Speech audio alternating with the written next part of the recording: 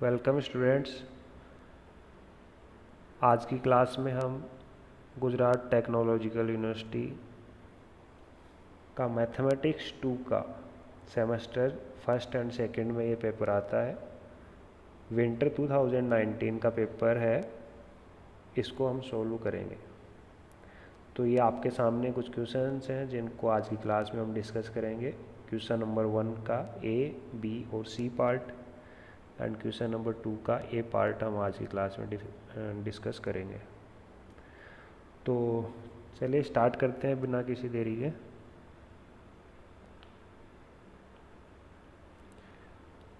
तो question number first है। Question number first आपके स्क्रीन पे है। Find the length of curve of the portion of the circular helix vector R T is equal to cos T I cap plus sine T J cap plus T K cap from T is equal to 0 to T is equal to pi. 3 marks का question है। तो आप लिखेंगे सबसे पहले given, ये आपने given लिखा है, and that is from T is equal to 0 to T is equal to पाई।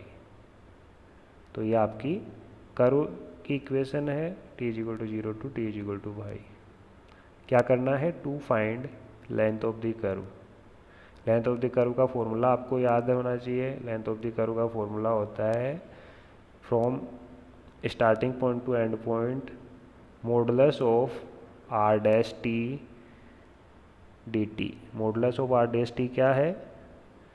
ये एक स्मॉल स्ट्रिप की लेंथ है जिसको इंटीग्रेशन करने पे पूरी हेलिक्स की आपको लेंथ मिल जाएगी। आर डैश टी बेसिकली क्या है? अंडर रूट ऑफ जो आपका एक्स कोऑर्डिनेट है उसका square plus Y coordinate square plus Z coordinate square, ये होता है। तो आर डैश टी देखो कितना आता है पहले, minus sine T I cap cos T J cap और के कैप। तो मॉडुलस इसका निकालेंगे तो under root of X coordinate square sine square T, Y coordinate square cos square T, Z coordinate is 1 square. So 1 plus 1 is under root 2. Then we have 0 to pi, हमें दिया हुआ है question में under root 2 D T. तो integration करने पे under root 2 pi minus 0 root pi. तो इसके आपको 3 मार्क्स है। बिल्कुल छोटा सा क्वेश्चन है। तो इस टाइप का क्वेश्चन आएगा आपका, तो इस टाइप के क्वेश्चन को आपको छोड़ना नहीं है एग्ज़ाम में। अब आते हैं क्वेश्चन बी पे। क्वेश्चन बी क्या है? इंटीग्रेट 0 1 2 3 4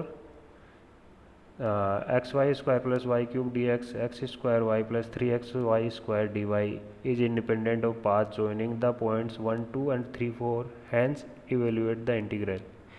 इस क्वेश्चन के अंदर थोड़ी सी मिसप्रिंट है। ये जो क्वेश्चन स्टार्ट हुआ है उससे पहले ये लिखा हुआ है कि show that this integration is independent of path.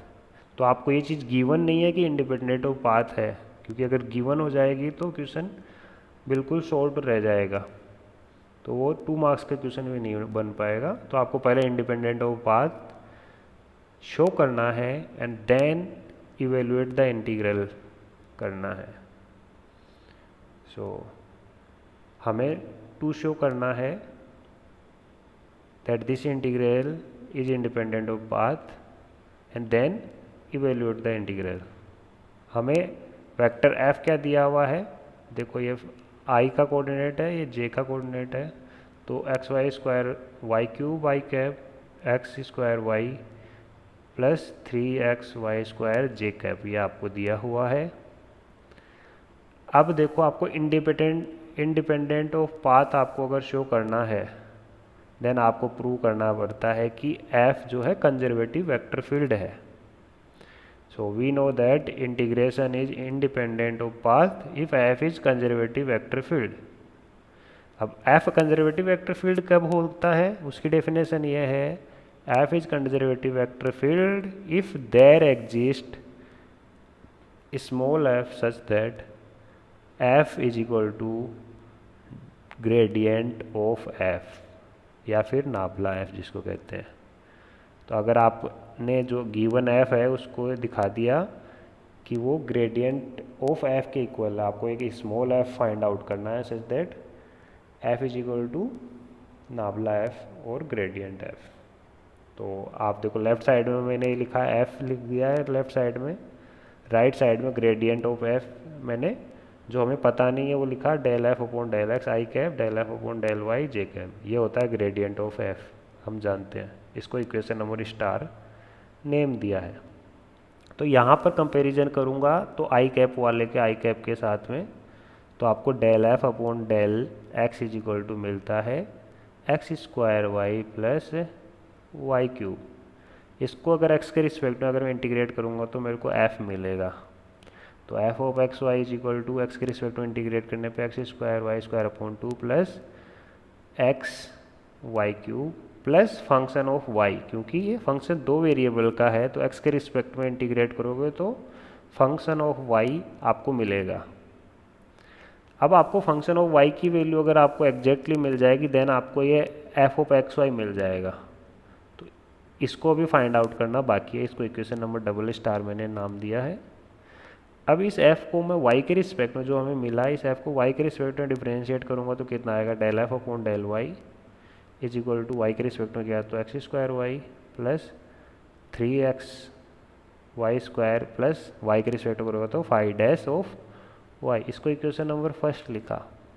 यहाँ पे del F upon del Y की वैल्यू ये है, बट इक्वेशन नंबर स्टार में देखो आप जे वाले का जे वाले के साथ में कंपैरिजन करोगे तो वहाँ पे del F upon del Y की वैल्यू ये है। तो दोनों का कंपैरिजन करके मैं इक्वल इक्वल लिख सकता हूँ del F upon del Y को।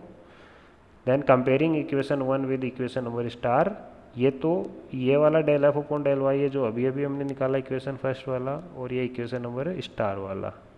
तो यहाँ पे आप देख सकते हैं कि X square Y plus 3x square Y से आपस में कैंसिल हो गया है, 5 डैश वाई 0 आया है, इसका मतलब 5 ऑफ वाई सी आएगा अगर मैं इंटीग्रेट करूँगा तो। अब मेरे को 5 ऑफ वाई की एग्जैक्ट वैल्यू मिल गई, इसका मतलब मेरे को एफ मिल गया है, इसका मतलब एफ मिला है मेरे को X square Y square upon 2 plus X Y cube. तो अगर आपको जो आपका फील्ड दिया हुआ था उसको आपने इक्वल टू दिखा दिया ग्रेडियंट ऑफ एफ, इसका मतलब आपको स्मॉल एफ फाइंड आउट कर लिया है, इसका मतलब F is conservative vector field. यहाँ पे मैंने लिखा अगर एफ कंजर्वेटिव वेक्टर फील्ड है then it is independent of path, यानी पाथ से इंटीग्रेशन की कर्व जाती है फर्क नहीं पड़ता है। अभी आप सिर्फ एंड पॉइंट और स्टार्टिंग पॉइंट से ही आप इंटीग्रेशन की वैल्यू निकाल सकते हैं।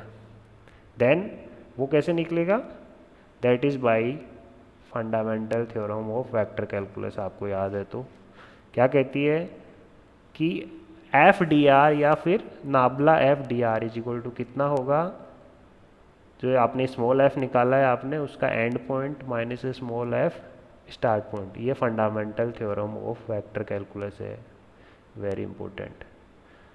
सो एफ का ये एफ है आपका स्मॉल एफ जो आपने अभी फाइंड किया हुआ है, इसमें एंड पॉइंट रखो आप स्टार्टिंग पॉइंट रखो, तो एंड पॉइंट रखने पे ये माइनस ये टोटल आया 254 इज द आंसर। सो इस तरीके से आपको दिखाना है। तो यहाँ तक आपके 4 मार्क्स बनते हैं। मूविंग फॉरवर्ड क्वेश्चन सी।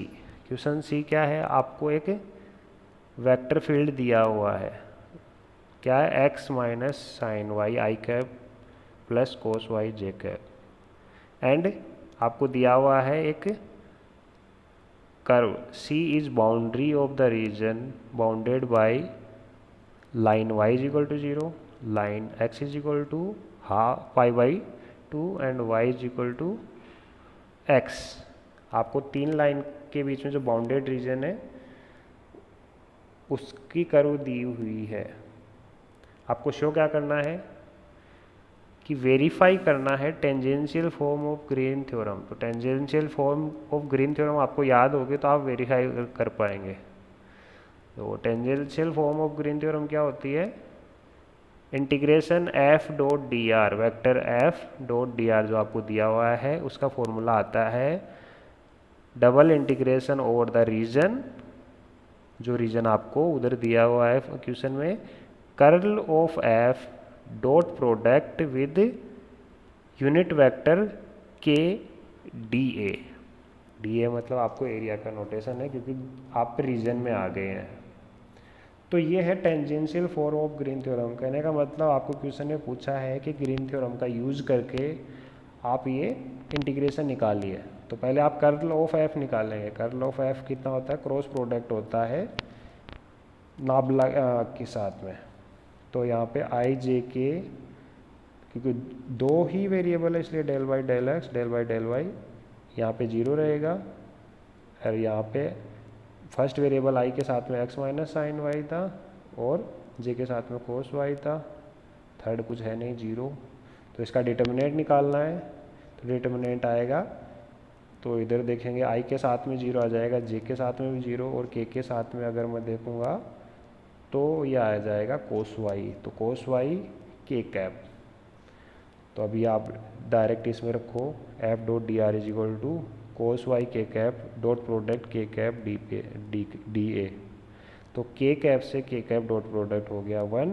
यह बन गई scalar quantity cos y d A over region R. अब रीजन आर हम ड्रॉ करेंगे। Now draw the region R. कौन कौन से रीजन से bounded the shaded region? Region between the curve y is equal to x, आप देख रहे हैं ये वाली curve, y is equal to 0 ये वाली curve, and x is equal to 0 ये वाली कर्व। इन सब के बीच में जो आपको शेडेड रीजन दिख रहा है ये है। तो इंटीग्रेशन कहाँ से जाएगा? देखो y जाएगा y इज इक्वल टू 0 से y is equal to x horizontally, ठीक है। नीचे से ऊपर जाएंगे आप, नीचे से ऊपर जाएंगे तो y इज इक्वल टू 0 नीचे है कर्व और y is equal to x ऊपर की तरफ है। तो y is equal to 0 to y is equal to x integration जाएगा।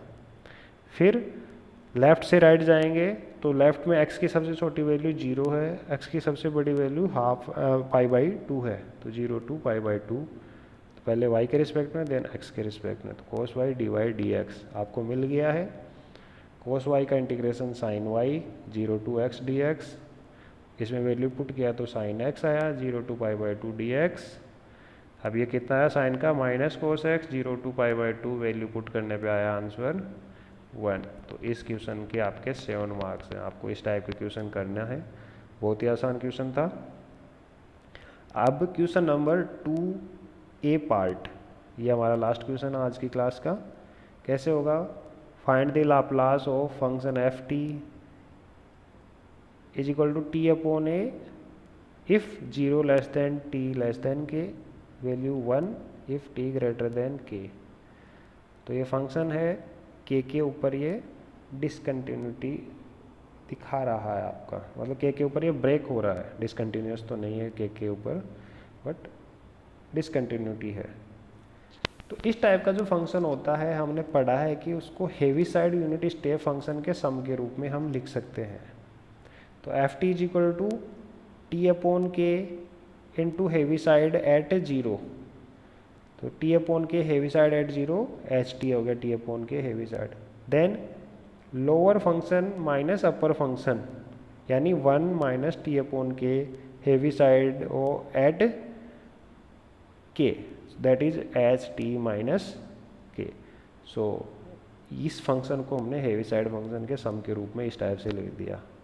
अब हमारे पास फॉर्मूला लगाना है लाप्लास दोनों तरफ। Laplace f t is equal to Laplace t upon k h t plus Laplace 1 minus t h t minus k, इस type से। अब किस टाइप से होता है लाप्लास? अगर यहाँ पे आपका एफ टी है एच टी माइनस के है तो उसका होता है ई पावर माइनस के टी।